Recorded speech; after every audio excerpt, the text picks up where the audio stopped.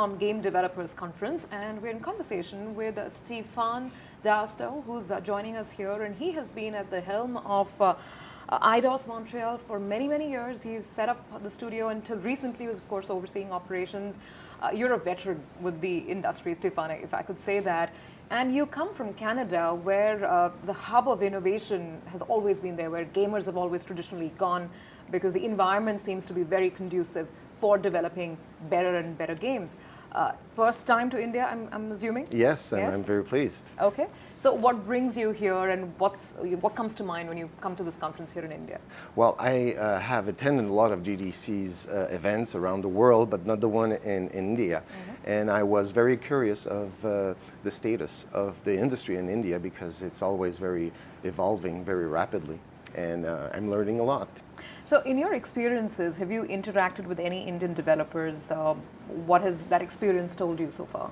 As Eidos-Montreal, we haven't, but we have other studios within the Square Enix group that has, with very positive response, and among other things for animation. And I was curious to see what India could offer. Mm-hmm. Have you managed to sample any of the games so far, perhaps at this conference, or some of the content that has been developed here in India? Well, since I've been here, I've been downloaded a lot of mobile games, and I will be playing them as soon as possible, but I've heard very good things about them. Okay, give us a sense of which way the wave is going, because we're talking about different platforms. Yes. Mobile has become very big. Then there's pure console gaming and two new versions. I think the PS4, which will be coming out, and the Xbox One. So what's happening out there? Well, the trends are multiple in our industry. As I like to say, there's almost a perfect storm in our industry. There's the console industry platform has evolved. As you know, we have two consoles coming out this week and next week. We have the free-to-play business model that really changed a lot of things. We have the cloud gaming also, and so on and so forth. So there's a lot of new elements, game-breaking elements that the game industry has to adapt, and to make sure in which field they want to focus. Because if you try to be good in all of those fields, you don't have a lot of chance to succeed. So you need to make sure that what you want to do, and try to do it as well as possible. What do you tell developers? What's the right way, let's say, of doing it? Do you just develop a cool game which you think you like, or do you first decide the platform, decide the target audience, and then go about developing? I think the proper approach is to look at your resources, look at your talent, make sure to identify your talent best quality. If your staff is good into doing AAA or doing very fast evolving free-to-play type of games, you need to identify your strength and your weaknesses before doing anything. Because if you're heading on a long path towards a target which you don't have the correct staff, skill sets, it's going to be a long path. So you need to really look into your staff, your talent, to make sure that it's well aligned with your product.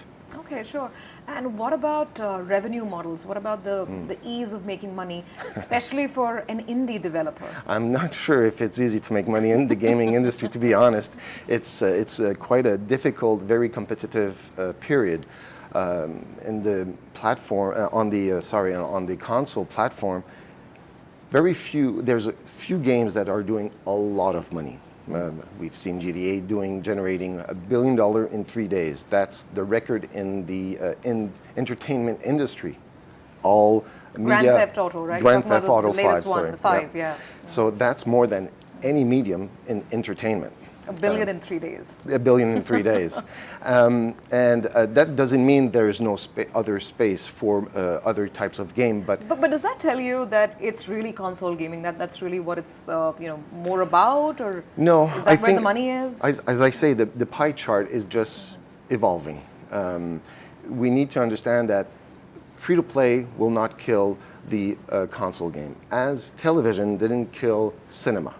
You need to understand that, and I mean, it's giving more choices to the consumer, and you need to know where you want to act within this field. Okay, you mentioned cloud. Yes. What is that doing to the gaming world? Well, it's how it's distributed, obviously. It doesn't profoundly affect the development to a certain point, but certainly to the whole chain from the development to the hands of the consumers, you need to consider this.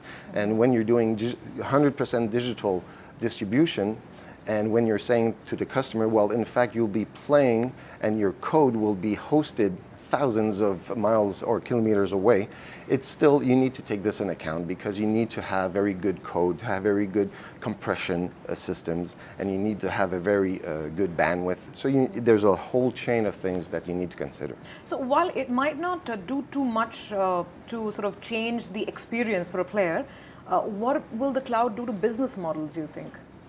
Well, again, it's people might think not to invest as much in hardware, okay, because the hardware will be hosted somewhere else. So this gives a greater access to the consumer, and they don't need to say, do I have the correct hardware to play this type of game?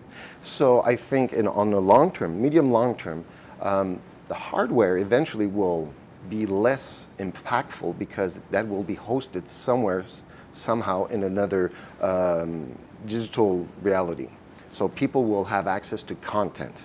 And so what is important for studios that develop content, well, content will always be king. On console, free-to-play, mobile, iOS, tablet, at the end of the day, content will always be king. Now, you come from Montreal, which is pretty much sort of the mecca of gaming and game development. What would you say to a lot of Indian developers who are trying to kind of experiment with different models, trying to create these new cool games? What's the advice? Well, it's a challenging period, I must say. Montreal has established its hub within 15 years only. Maybe because we were lucky in certain aspects, because, as I like to say, the planets were aligned. Mm-hmm. But it took... and the tax credits, of course. And the tax credits. But as I mentioned, very often, if people think that Montreal is successful strictly because of the tax credit, if it was just a question of money, they would have gone somewhere else, because there's more generous tax credit in other countries. Why it is successful in Montreal, it's because, well, the pool of talent. We have almost 9,000 people associated in content creation. And this critical mass that we've created in a short period of time is growing in double digits every year. So if I was an investor, I would want to have, yes, very good financial conditions, but I would make sure that I have the talent available where I'm going. And that talent is growing in the short, medium term. So that's why there's a lot of reasons why we were successful, but not just because of the tax credit. And finally, we're about to turn on the year. It's 2014. What does it look like for you, for your work, and the sort of games that you'd like to experience? Well, I think the new business models of the free-to-play is a great puzzle, and I like to resolve puzzles if it's possible. But it's very challenging because now, as I mentioned, content is very important for the developers. Now we've been asked to give it away for free and to try to monetize afterwards because it's a good game. And that really changes a lot of the mentality of a content creator. Previously, he worked several years on a content, sold it for for $60 normally for a platform. But now you need to shift. There's a mentality shift that you need to adopt. And you need to give away a portion of your content and hope that the consumer will continue to appreciate it and to monetize it. Mm-hmm. So that's a great challenge. Just to understand that, free-to-play, because that is quite big here in India as well. Yes. What do you think are the likely ways in which this monetization will happen? We've heard about advertising and whether that's sustainable, or whether, how you go on picking up points or picking up sort of things on the go as you progress into the game. Yes, well, it's how the game is designed. Mm-hmm. It has to be very accessible at first. People need to have fun with it. And afterwards, you need to create challenges for the player to continue evolving in your game. It's not necessarily with the storytelling, because on a phone you don't necessarily want to play a game that will take 20 hours to complete. It's something that you want to play during your wait at the airport, or a very quick games on the bus, on the metro, subway. So you need to adapt your design so you can have mini games and challenging games afterwards, so people can invest in your game to continue experimenting your game. Okay, so personally, finally, what are your favorite games? What kind of games do you like to play? Well, actually, I like, obviously, big platform games, console games, sorry. I'm a big Fallout, that's a franchise that I love. GTA, I love to play. Assassin's Creed, I love to play. Mass Effect. But recently, I've been playing a lot of iOS games on the tablet, but because the tablet has a mid-size screen. In the video game, we see 4 different sizes of screen, which really determines how you want to construct your game. There's the mobile, the iOS, the tablet, you have the PC screen, and you have the big TV screen. So depending which customer you're targeting, you need to adjust your games. And iOS tablet games, I've been having a lot of fun with puzzle game, endless runners game, and games that are addictive.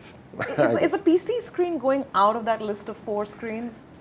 How many times I've heard PC is going to be dead. Since I've been in the video game since 15 years, people are saying PC is at the end of its run, and it's completely untrue. I personally think it's going to be there for a long, long time. We know that Steam with Valve has 65 million active monthly paying subscribers. So PC, for the people that think that it's going out, I'm not too sure about that. It's going to be a little while longer, perhaps. All right, Stephane, great talking to you. Thank you so much. Thank you so much. Thank you.